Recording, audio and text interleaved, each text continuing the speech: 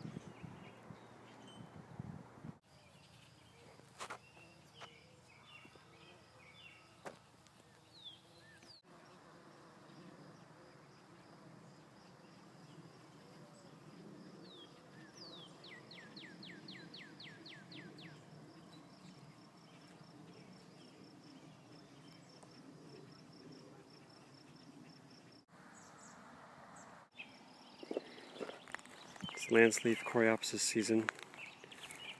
You'll see these have been spreading around the garden nicely for the last few years.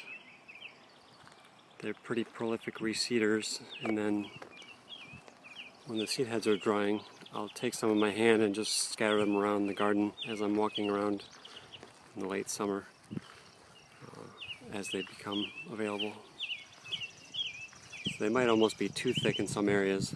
May have to thin them out to make room for other plants in the native garden bed here.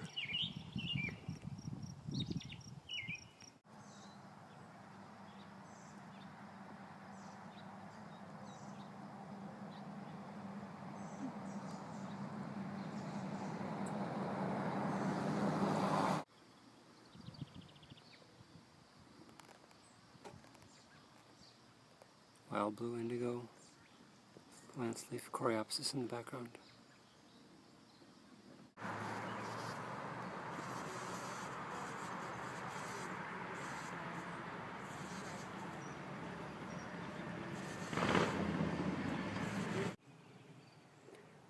Nanking cherries are ripening now, middle of June.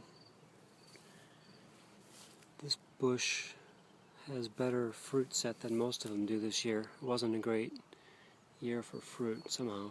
Maybe pollination, might have been weird weather or cold weather at flowering time. But there's a respectable amount on here. In a good year this would have maybe 3 times as much as you see now. Red currants are also ripening. These are growing in a pretty shady spot underneath the spruce tree. So not a lot of sun and not a lot of moisture, but I haven't been watering them. But they still have a good amount of fruit. I'm a little worried about this stuff on the leaves though. I think if it's white pine blister rust, I'll probably take this plant out because I don't want to kill all the pine trees in the neighborhood.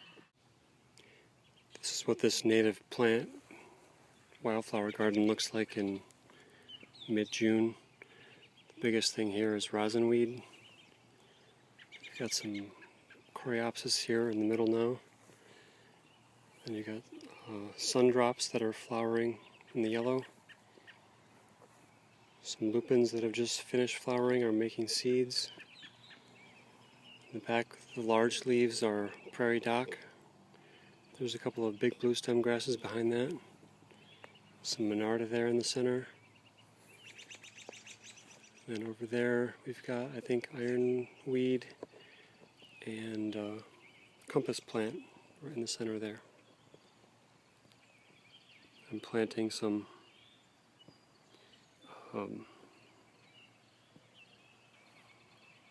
Seabuckthorn that I got from Ben Falk. I'm going to be able to harvest gumi for the first time in about 4 or 5 years because I finally netted these bushes, and robins were just destroying all this fruit, getting all of it before it was even ripe. I've never seen fully ripe fruits on the bush before. Now there's quite a lot, so I'm really excited. Hopefully you can see this. I'm going to be taking this net off today and harvesting some of these. Gumi harvest. Maki's picking gumi berries. They're all pretty much ripe now.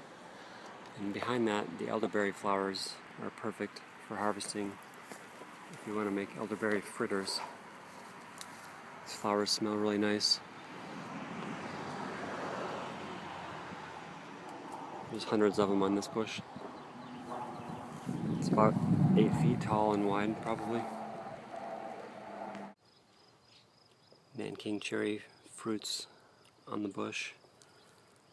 Having a lot of pest problems with these this year, but this is one of the better bushes out of the... I've probably got a good 10 or 12 of them that are producing, and most of them don't have much fruit this year, but this one's got some. Not as much as in some other years.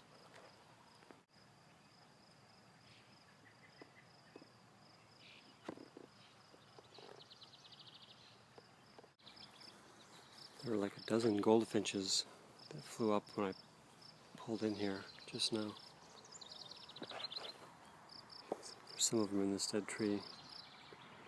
And there's some on the ground, but you probably can't see them from here. Finally getting some rain.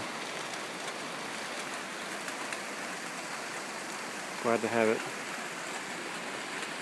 The nursery area. It's mulberry season. I'm going to pick some mulberries here in this tree. There are lots and lots of them.